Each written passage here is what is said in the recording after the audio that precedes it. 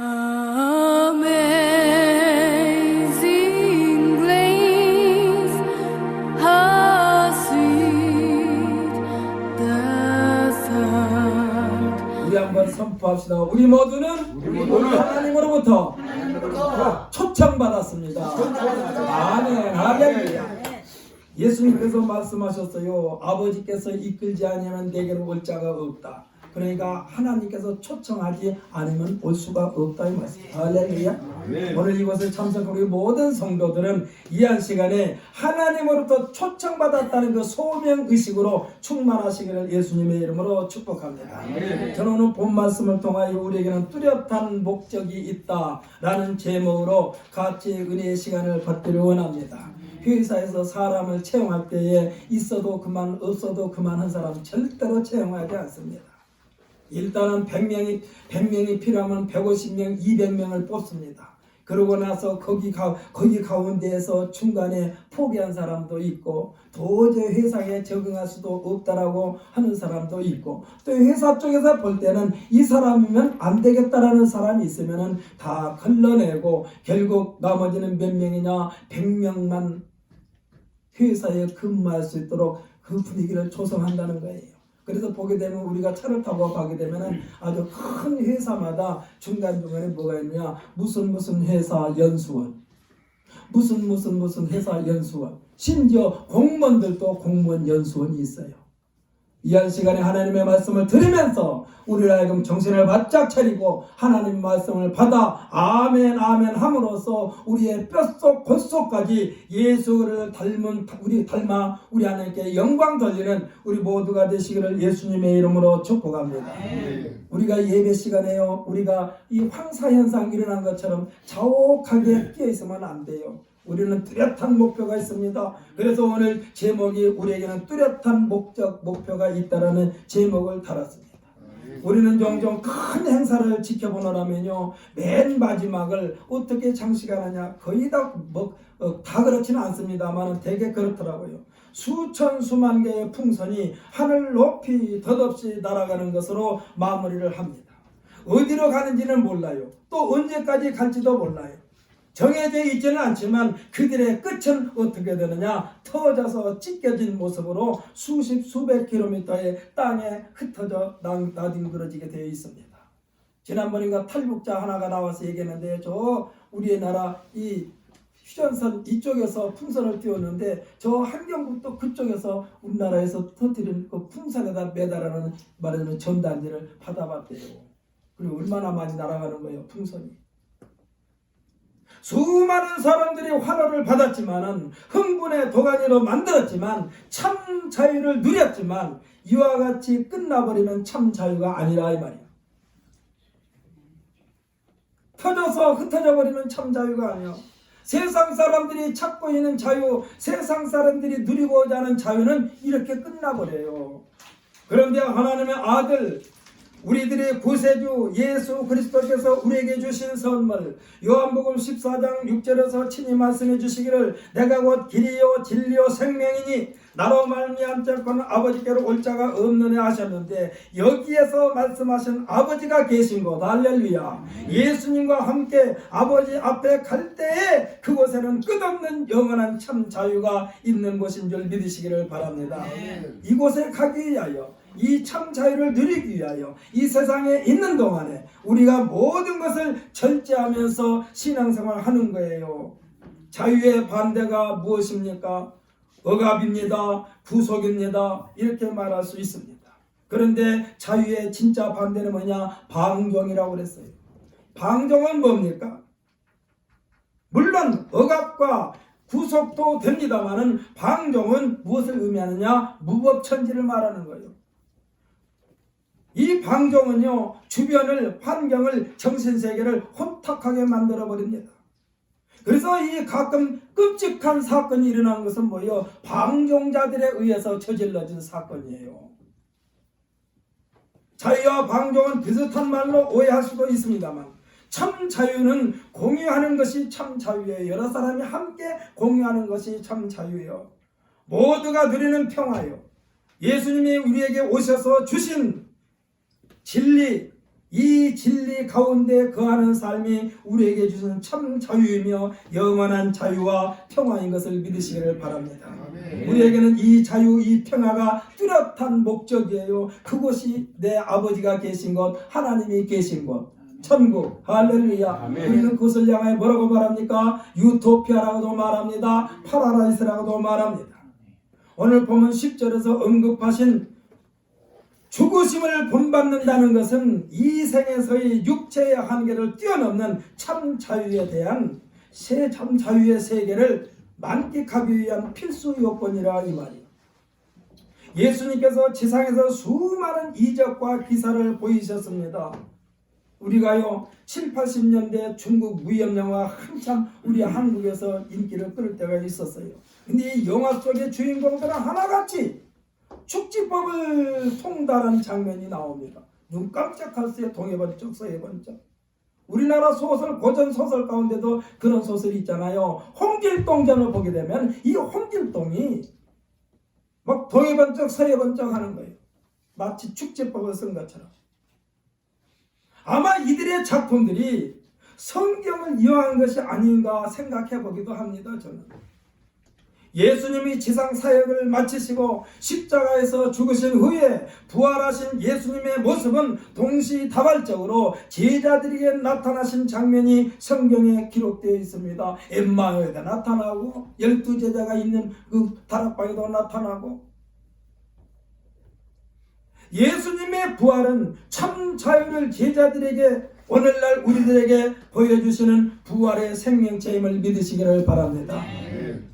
부활하시기 이전에도 물론 예수님께서 사람을 볼 때마다 그 속에 무슨 생각을 가지고 있는가 다 꿰뚫어 보신 예수님이지만은 부활하신 후에는 모든 것을 다 한꺼번에 보실 수 있는 능력의 생명이 부활의 생명이에요. 할렐루야.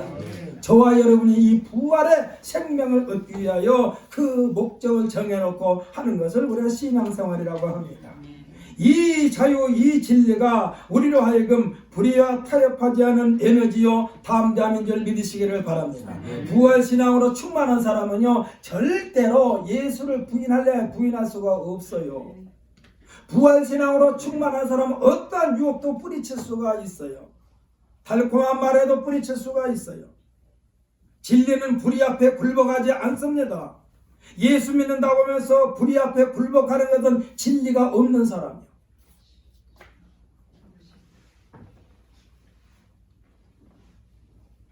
그러니까 진리로 충만한 사람은 패배자처럼 보이고 실패자처럼 보이지만은 그래도 대들지를 않습니다. 반항하지 않습니다. 누가 그랬어요? 예수님께서 그러셨어요. 예수님은 반항도 하지 않아요. 아주 입 꼭 다물어 여전해. 십자가에 매달릴 때나 십자가에 매달리시기 전에나 제자들과 생활할 때나 붙잡혀 갈 때나 똑같아요. 예수님은 심지어 예수님 옆에서 제자가 예수님을 붙잡아 온 사람들 중에 탁 귀를 내가 칼로 쳐서 땅에 떨어뜨릴 때에 예수님께서 뭐라고 그랬느냐, 그 귀를 땅바닥에서 나둥기는 귀를 주어서 다시 붙여주면서 칼을 들고 있는 제자에게 말하기를 칼로 흥하는 자는 칼로 망하느니라. 칼을 칼집에 꽂으라고. 진리는 불의 앞에 굴복하지 않습니다. 패배자처럼 보이고 실패자처럼 보이지만 대들지 않습니다. 반항하지 않습니다. 그런데 그 끝은 언제나 대역전의 주인공으로 만든다는 사실을 믿으시기를 바랍니다. 왜일까요? 그 중심에 하나님이 계시기 때문에 그래요. 그 중심에 하나님이 계시기 때문에 그래요. 성경에서요 말하기를 여호와 하나님에 대하여 신중의 신이 여호와 하나님이라고 했습니다. 예수님의 기도와 사역은요 그 중심에 항상 여호와 하나님이 계셨어요. 내 원대로 마옵시고 아버지의 원대로 하옵소서가 들어있어요. 예수님에게는 아버지의 원대로 하신 사건이 십자가의 죽음이었습니다. 그 고통을 예수님께서 참기 힘들기 때문에 미리서 말씀하시는 거예요. 아버지여 이 잔을 내게서 지나가게 하옵소서. 나 스스로는 감당하기 어렵습니다. 그러나 내 원대로 마옵시고 아버지의 원대로 되기를 원하나이다. 이와 같은 기도가 우리에게서 나와야 되는데 우리는 끝까지 내 고집을 피워요. 하나님 이것만큼은 해주세요. 해주세요. 그런데요, 이 사람한테 유익하게 하자니 이 사람이 손해를 보고, 또 이 사람에게 유익하자니 이 사람이 손해보고, 그러니까 하나님께서는 공평하신 하나님, 그래서 이 사람도 손해 안 보고 이 사람도 손해 안 보고 모두가 손해보게 하지 않게 하시는 여호와 우리 하나님이신 줄 믿으시기를 바랍니다. 우리가 제가 가끔 농담 삼아서 말하는데요, 머리가 좋은 사람들이 얼굴 예쁜 사람들이 별로 없어. 참 하나님의 공평이야. 얼굴 예쁜 데다가 머리까지 좋으면 공평하지 않잖아요. 그런데 얼굴 예쁜 사람들은 또 머리가 좋은 사람들이 많지 않아. 하나님의 공평이요.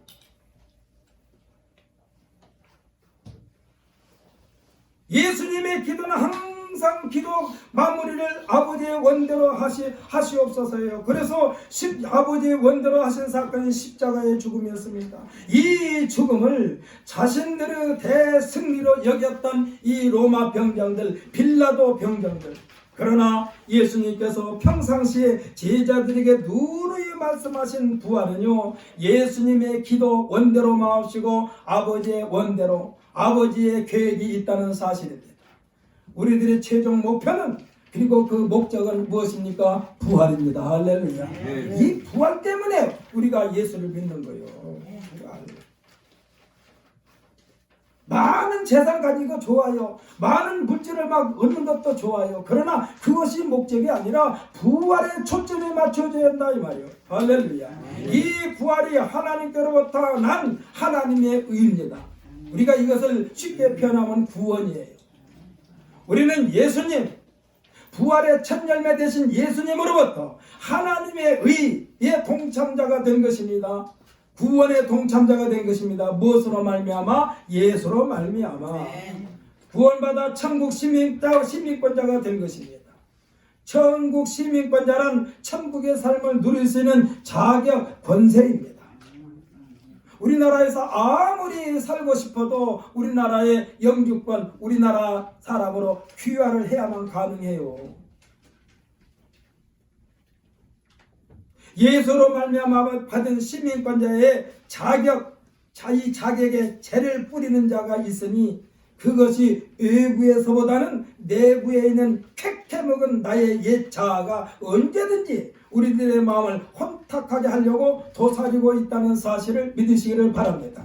그래서 우리가 쉽게 표현하면 신앙생활을 잘 해왔는데 이 속에 있는 그 못된 성질이 확 뒤집어질 때가 있다니까. 그래서 우리가요, 예수 믿으면서 찬송하면서 기도하면서는 얼굴에 환한 미소를 짓다가 이 미소를 한꺼번에 삼켜버리는 것이 있는데, 이것이 뭐예요? 내 속에 있는 예 자아요. 그 못된 성질 빼기. 그래서 저는 여러분에게 말합니다. 귀신이 어떻게 생겼을까? 여러분들께서 거울 쳐다보면서 성질을 내봐요. 귀신이 그렇게 생겼어.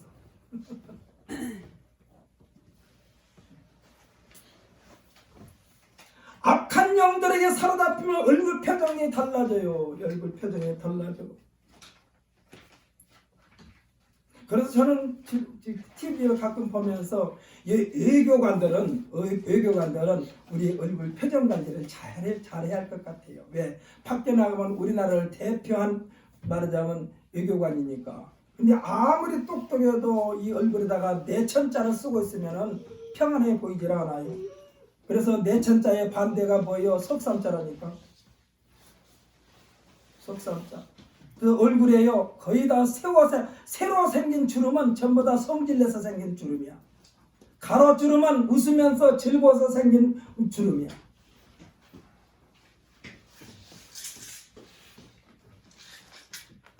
그러니까 이 시민권자의 자격에다 죄를 뿌리는 것은 내 속에 있는 옛 자아가 그래요. 언제든지 우리들의 마음을 혼탁하게 하려고 도사리고 있어요. 우리 마음속에 이것에게 재갈을 물리고 브레이크를 걸게 하는 방법이 뭐냐? 이 능력이 있으니 하나님께서 우리에게 보내신 성령의 권능인 줄 믿으시기를 바랍니다. 네. 그래서 성령의 열매 가운데에 이 절제의 열매가 있어요. 제멋대로 날 때는 방종의 속성에 잠을 재우는 절제의 성령의 열매. 오늘 우리가 읽은 본문 앞에 4절로 8절까지를 쭉 보게 되면은 사도 바울 선생의 신분이 어떠했는가에 대한 이력을 쭉 기록해 놓은 것을 볼 수가 있습니다. 율법을 앞세우면서 예수님의 추종자들을 그렇게 괴롭혔던 사도 바울 자신이 왜 정반대로 돌아서게 됐는가에 대한 변명입니다. 그들 예수님을 이 바울을 시기에 못마땅하게 여긴 그들에게 여긴 자들에게 바울은 말을 합니다. 내가 너희들 못지않은 율법의 대가였다. 너희들 못지않게 출생 성분도 너희들보다 훨씬 낫다. 너희들 못지않게 훌륭한 선생님 밑에서 훈련도 받았다. 너희들 못지않게 예수 믿는 자들을 엄하게 다뤘다는 거예요. 하지만 율법의 의로는 도저히 이 무거운 인생의 짐을 가볍게 할 방법이 없었다는 것입니다. 그러니까 율법을 그렇게 잘 알고 율법의 대가가 되었지만은 하나님께서 원하시는 참 자유를 누릴 수가 없었고, 율법에 대해서 깊이 알면 깊이 알수록 내 짐은 점점 무거워지는 거예요. 그러니까 그동안에 자신의 경력을 쌓았던 이 율법의 모든 것들을 이 예수님을 만남으로 말미암아 어떻게 여겼느냐, 똥오줌처럼 내팽개쳤다 그랬어요. 배설물처럼 여겼다. 왜 그랬을까요? 참 진리 되시는 예수 그리스도, 할렐루야. 참 진리 되시는 예수 그리스도, 이 시간 우리 모든 성도들은 이 참 진리 되신 예수 그리스도로 안에도 채우고 겉에도 입혀지기를 예수님의 이름으로 축복합니다. 그렇게 핍박했던 예수에 대하여 정신을 차리고 보니까 지금까지 잡고 있었던 율법과 계명의 밧줄, 아주 이것만 잘 붙들고 있으면 튼튼한 구원의 밧줄인 줄 알았더니 예수를 정신을 차리고 예수를 보니까 그동안에 가지고 있었던 이 율법과 계명의 밧줄이 썩은 동아줄로 보이더라고요. 그러니까 버릴 수밖에 없죠. 아니 이거 아니래요. 썩은 동아줄로 보였어요. 그러면서 그것을 꼭 붙잡고 있었던 이전에 자신의 모든 것들을 배설물, 아니 배설물 우리가 아까워가지고 다시 주워 담는 사람이 있습니까? 물론 주워 담을 수도 있어요. 왜? 그것이 아주 좋은 걸음이 되니까 다시 주워 담아다가 저 들판 논이나 밭에다 뿌리는 건 있어요. 근데 그것을 다시 내 몸에 채우려고 주워 담지는 않아요. 미련조차 없을 만큼 깨끗하게 버렸다는 거예요. 왜 버렸을까요? 참 길과 참 진리와 참 생명을 얻기 위한 선결 과제가 율법과 계명인 줄 알았던 바울이었어요. 그래서 그것들을 다 보니까 썩은 밧줄이요, 썩은 동아줄이요. 그러니까 버린 거예요. 그런데 율법과 계명으로는요, 길과 진리와 생명 되시는 여호와 하나님께 접근조차도 할 수 없다는 것을 성령으로 말미암아 깨닫게 된 것이 바울이었어요. 그래서 바울은요, 어떻게 보면 성령의 사람이야. 그는 예수님을 직접 대면해서 얘기한 적이 없는 사람이에요. 그런데 성령 예수님, 성령을 통하여 예수님에게 아주 그냥 강력 접자체와 같이 딱 붙어버렸어요. 사도 바울 선생님. 뭘로? 성령으로. 오늘날 우리가 신앙생활하는데 성령을 우리가 그렇게 우리 앞에 모시고 살아야 돼요. 할렐루야. 네. 내가 왜 믿음이 이렇게 안 자랄까? 성령님을 의지하지 않기 때문에 그래요. 내가 이렇게 변덕을 버릴까? 성령님을 무시하기 때문에 그래요. 성령님, 우리의 신앙생활 어떻게 보면 성령생활이요. 성령생활. 율법과 계명을 지킬 수만 있다면 가능합니다. 율법과 계명을 우리가 지킬 수만 있으면 가능해요. 그런데 지킬 수가 없어요. 꼭 양파처럼 벗겨도 끝이 없어. 이 율법은 그래요. 지키면 또 있고 지키면 또 있고, 이제 다 지켰다 했는데 또 있어. 또 지켜야 돼. 그러니까 이것이 내 인생에 수고하고 무거운 짐이 되는 거예요. 예수님께서 말씀하셔서 수고하고 무거운 짐진 자다 다 내게 오라, 이 소리는요, 율법을 지키기 위하여 지치고 지친 심령들을 향하여 오라고 그러는 거예요. 할렐루야. 네. 사람으로서는 불가능하다는 것을 알았어요, 이 바울이. 율법을 지키기는. 그러나 성령의 역사로 부활하신 예수님을 만남으로써 율법과 계명을 마치 책 페이지를 넘기시 넘겨버리고 예수님 십자가의 도에 흠뻑 젖게 된 사람이 사도 바울입니다. 스펀지에 물이 흠뻑 젖듯이 아예 아주 자신이 스펀지가 되어 길과 진리와 생명 되시는 이 물속에 잠겨버리게 된 거예요. 사도 바울 선생이 성령으로 말미암아 아주 예수님 앞에 예수님 앞에 잠겨버렸어. 그래서 그는 그 예수 외에는 다른 것은 상대하지를 않아요. 그리고 알고 보니까 그 속에 길도 들어있고 진리도 들어있고 생명이 들어있는데 그분이 예수 그리스도인 줄 믿으시기를 바랍니다. 할렐루야. 그렇게 붙들고 몸부림쳤던 율법과 계명이 예수님 안에서 참 자유를 얻게 하셨으니 어떤 것이 먼저인가? 사도 바울 선생이 이제 우선순위가 바뀌어진 거예요. 우선순위가 바뀌어져서 사도 바울 선생이 율법의 계명을 무시했다는 데는 한 군데도 없어요. 예전에는 그것을 먼저 붙들고 늘어졌는데 힘들고 어렵고 수고하고 무거운 짐이었는데 예수를 알고 보니까 율법이 먼저가 아니라 예수가 먼저라 이 말씀이에요. 할렐루야. 어떤 것이 먼저인가? 당연히 예수님이 먼저일 수밖에 없다는 바울의 결론이에요. 100m 경주를 하는데 신사복 입고 넥타이 매고 구두 신고 그렇게 달리는 선수 보았습니까? 여기서 말하는 옷 입고 넥타이 매고 신발 신고 이거는 율법과 계명이야. 42.19km의 마라톤 경기를 하는데 옷을 그냥 멋있게 입고 뛰는 선수 보았습니까? 다 거추장스러운 거예요.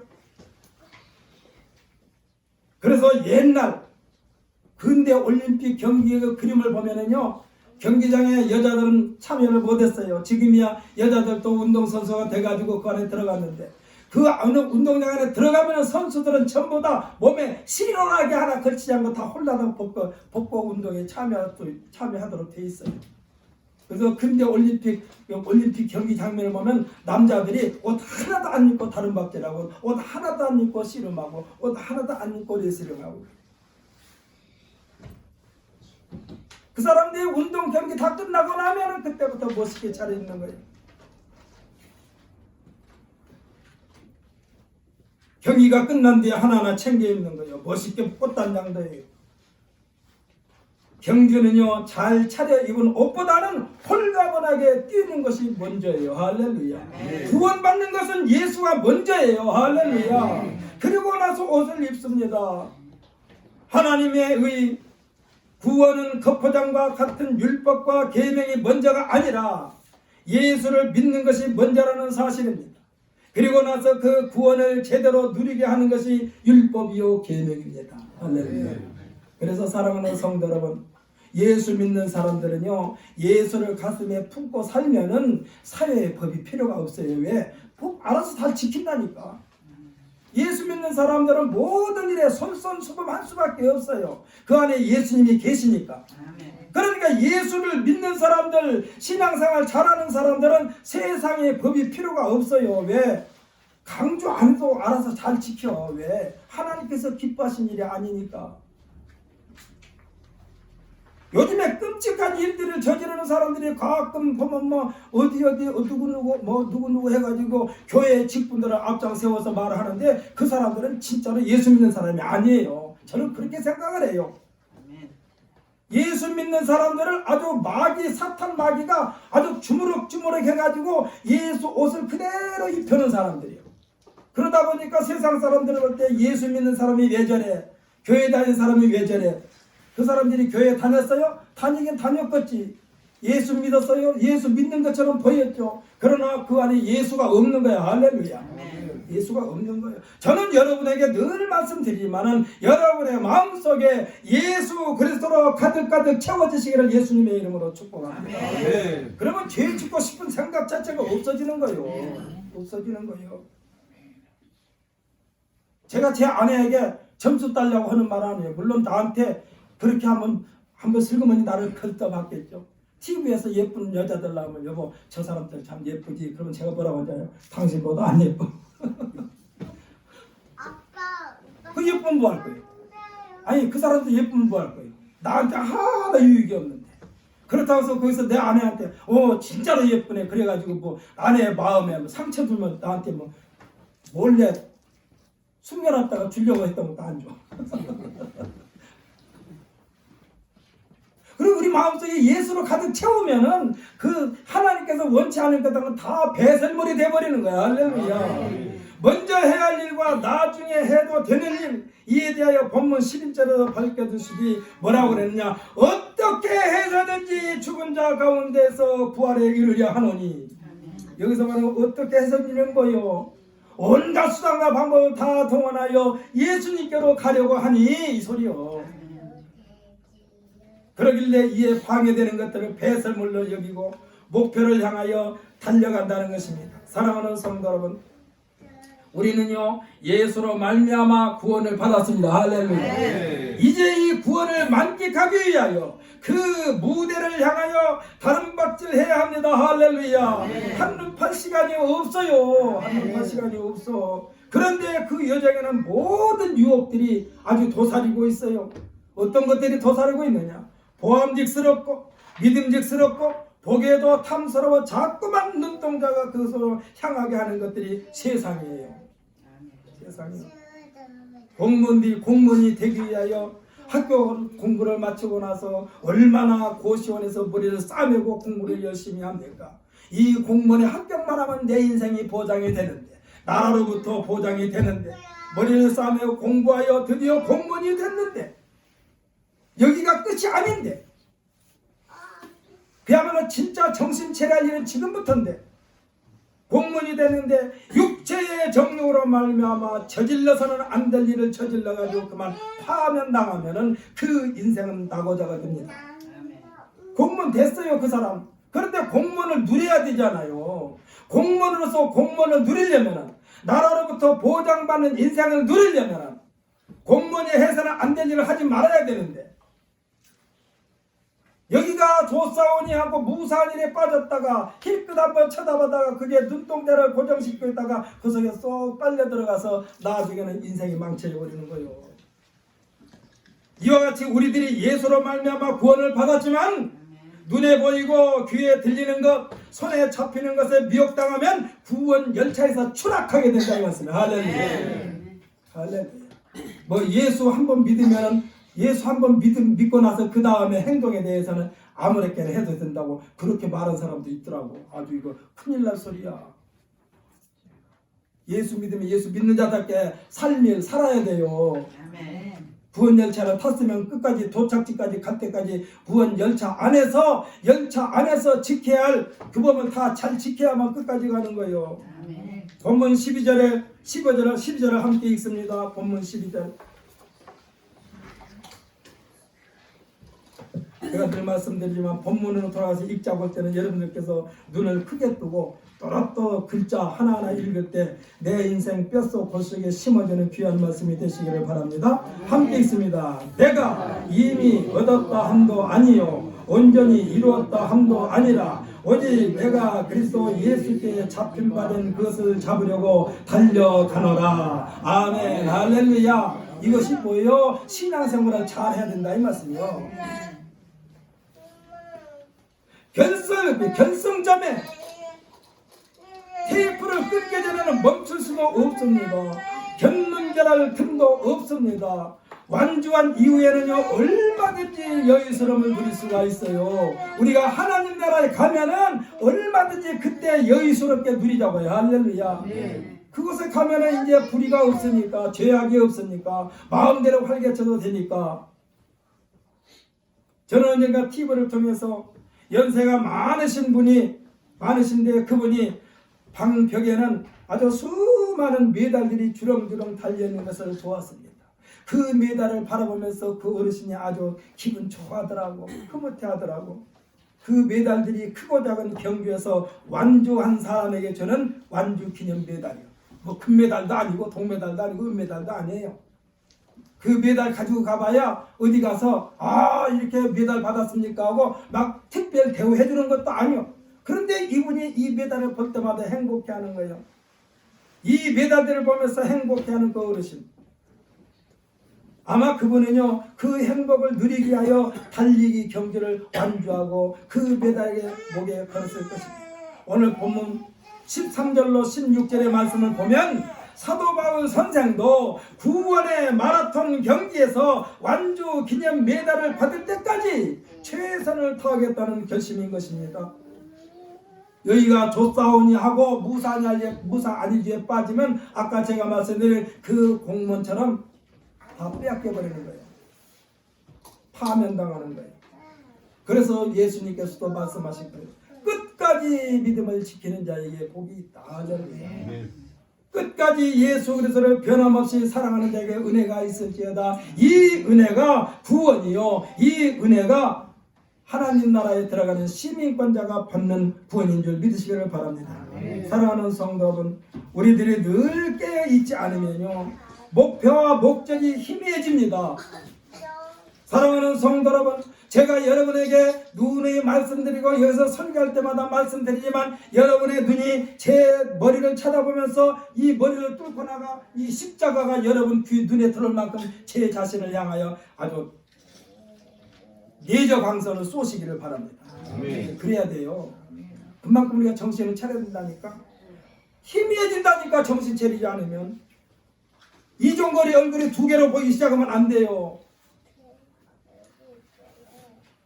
미세먼지 황사 때문에 우리들이 앞을 제대로 분간할 수 없는 것처럼 신앙의 미세먼지가, 신앙의 황사가 우리들이 구원의 목표와 목적을 더디게 할 수도 있고 잃어버리게 할 수도 있다 이 말씀이에요.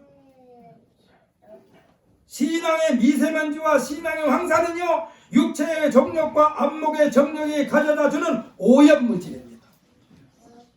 이 세상의 자랑은 넘어지게 하고 패망하게 하는 교만과 거만함이 또한 신앙의 미세먼지와 신앙의 황사입니다.